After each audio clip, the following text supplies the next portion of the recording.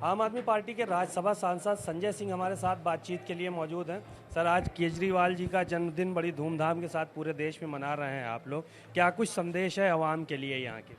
देखिए, अरविंद केजरीवाल जी वो शख्स हैं जिन्होंने इनकम टैक्स कमिश्नर की नौकरी छोड़ी, जिन्होंने मुख्यमंत्री का पद छोड़ा, जिन्होंने 15 दिन का अनशन किया, जिन्होंने भ्रष्टाचार विरोधी आंदोलन की रचना की पूरे हिंदुस्तान में अब तक का सबसे बड़ा आंदोलन। तो ये चीज़ें आपको जज्बा जो देश के लिए सब कुछ न्यौछावर करने का जज्बा है, ये आपको अरविंद केजरीवाल बनाता है। अरविंद केजरीवाल वो शख्स हैं जिन्होंने हिंदुस्तान की राजनीति में एक नया बदलाव लाने का काम किया। आज मुद्दों की बात होने लगी राजनीति में, वरना जाति धर्म में देश की राजनीति उलझी हुई थी। अब लोग बिजली की बात करते हैं, शिक्षा की बात करते हैं, स्वास्थ्य की बात करते हैं, मुल्क के तरक्की की बात करते हैं। तो इसकी देन अगर कोई है तो अरविंद केजरीवाल है। मैं आम आदमी पार्टी की ओर से, अपने एक एक कार्यकर्ता की ओर से जन्मदिवस के अवसर पर केजरीवाल जी को हृदय से शुभकामनाएं देता हूं और उनके उज्जवल भविष्य की कामना करता हूं। वो देश के लिए ऐसे ही हम सबको अपने साथ लेकर काम करते रहें और हम कंधे से कंधा मिलाकर उनका साथ देंगे। मुफ्त बिजली, मुफ्त शिक्षा, मुफ्त दवाई, इसकी बात केजरीवाल जी करते हैं, लेकिन भारतीय जनता पार्टी के नेताओं की तरफ से कहा जाता है कि मुफ्तखोरी बंद होनी चाहिए। नहीं तो उनका असली सच खोल दिया ना केजरीवाल जी ने।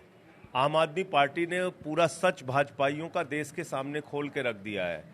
बैंकों में जो आम आदमी का पैसा जमा था, उसको उठाकर नरेंद्र मोदी जी ने 10 लाख करोड़ रुपए अपने चंद मित्रों को बांटा और पूरा पैसा माफ कर दिया।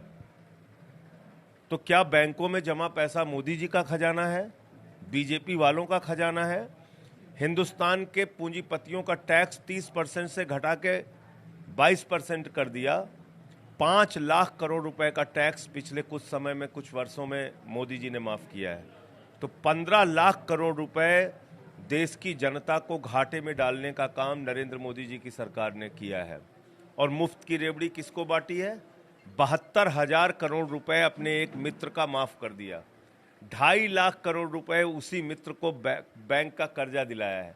तो ये सरकार किसके लिए चल रही है वो दिखाई पड़ रहा है। केजरीवाल जी का मॉडल है जनता का पैसा जनता के लिए सदुपयोग करो और सबको राहत दो।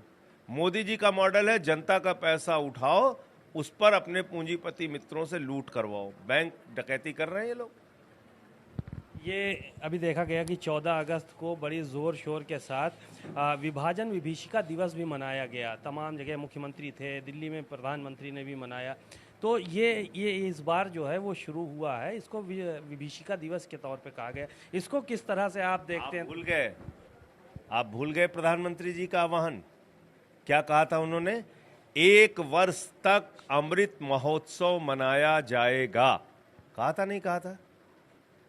तो आम आदमी पार्टी कब से तिरंगा यात्रा शुरू कर रही है? 14 अगस्त 2021 से लगातार हमारे कार्यक्रम चल रहे हैं। और इन भाजपाइयों की असलियत क्या है जानते हैं? अपने चैनल के माध्यम से देश की जनता को बताइए। 500 लोगों पे एफआईआर की थी हमारे ऊपर आगरा में, जब हमने तिरंगा यात्रा निकाली थी। 500 लोगों पे एफआईआर की थी। बनारस में तिरंगा यात्रा निकालने गया था, हमारी गिरफ्तारी करवा ली थी इन्होंने। ये बात करेंगे तिरंगे के सम्मान की, ये बात करेंगे राष्ट्रभक्ति की। अफजल गुरु को शहीद मानने वाली पार्टी के साथ जो लोग मिलकर सरकार बनाते हैं, जिन्होंने भारत का तिरंगा 52 साल तक अपने मुख्यालय पर, आरएसएस के मुख्यालय पर नहीं फहराया, इनसे कुछ नहीं सीखना है। हम लोग देशभक्त थे, देशभक्त हैं, देशभक्त रहते हुए ही मरेंगे।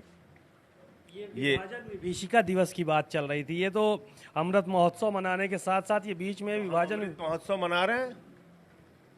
हम अमृत महोत्सव मना रहे हैं आजादी का। इस पे आपत्ति है भाजपाइयों को? उनके पेट में दर्द है कि अमृत महोत्सव मत मनाओ? तिरंगा लेके कैसे निकल गए? क्या स्वतंत्रता दिवस के पूर्व संध्या पर हमने तिरंगा यात्रा निकाली, इससे भाजपाइयों को तकलीफ है? वो अपना पेटेंट चाहते हैं तिरंगे के ऊपर। ये नहीं चल पाएगा, क्योंकि इनकी असलियत पूरी दुनिया को, पूरे देश को पता है। ये लोग तिरंगे के विरुद्ध। अरे आप छोड़िए ना, इनका एक पूर्व मंत्री है ईश्वरप्पा कर्नाटक का, वो कहता है राष्ट्रीय ध्वज तिरंगा बदल के भगवा हो जाना चाहिए। उसको निकाला पार्टी से भाजपाइयों ने। इनसे कोई देशभक्ति का प्रमाण पत्र लेना है? जिन लोगों ने रक्षा सौदे में दलाली खाई कैमरे के ऊपर, जिसके राष्ट्रीय अध्यक्ष ने, जिन्होंने भारत के सेना के शहीदों के ताबूत में घोटाला किया, जो हर साल 34,000 सेना के जवान कम करने जा रहे हैं, जिन्होंने भारत की सेना का 63,000 करोड़ रुपए बजट कम कर दिया।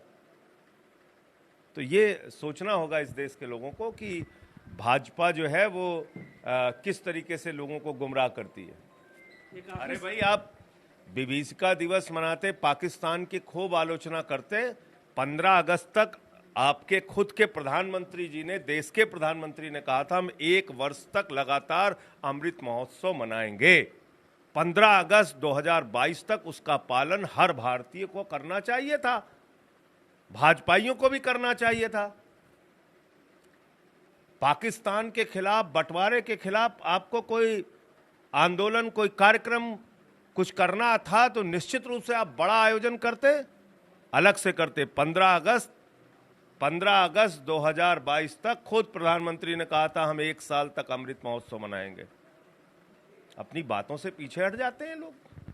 राजस्थान में जो कुछ हुआ उसके बारे में क्या कहेंगे? एक बच्चे को जो है वो पानी पीने से रोका गया, एक दलित बच्चा था उसको। देखिए, ये बहुत ही, जिसको कहा जाए कि दिल दहला देने वाली घटना है।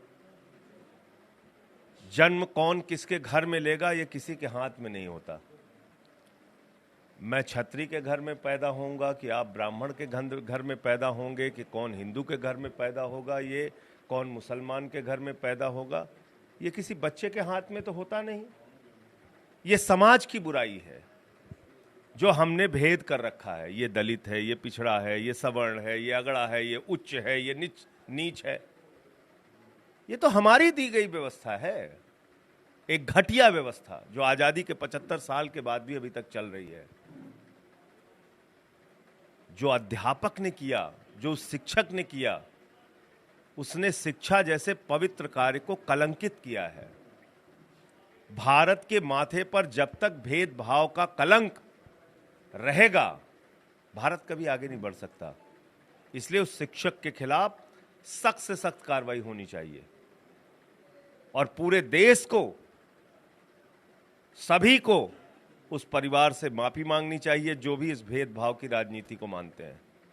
हम तो नहीं मानते। हम तो जन्म के आधार पर भेद को बिल्कुल नहीं मानते। हम मानते हैं कोई किसके घर में पैदा होगा ये उसके बस में नहीं है। ये समाज की व्यवस्था है, ये समाज की दी गई बुराई है। बातचीत के लिए शुक्रिया। आपने सुना संजय सिंह, आम आदमी पार्टी के राज्यसभा सांसद हैं, उत्तर प्रदेश के प्रभारी हैं। उन्होंने भारतीय जनता पार्टी पर जमकर निशाना साधा और ये भी कहा कि हमको देशभक्ति भाजपा से सीखने की ज़रूरत नहीं है। साथ ही साथ उन्होंने जो विभाजन विभीषिका दिवस मनाया गया है उसको भी आड़े हाथों लिया। कैमरामैन श्रवण कुमार के साथ सीमाब नकवी, भारत समाचार, लखनऊ।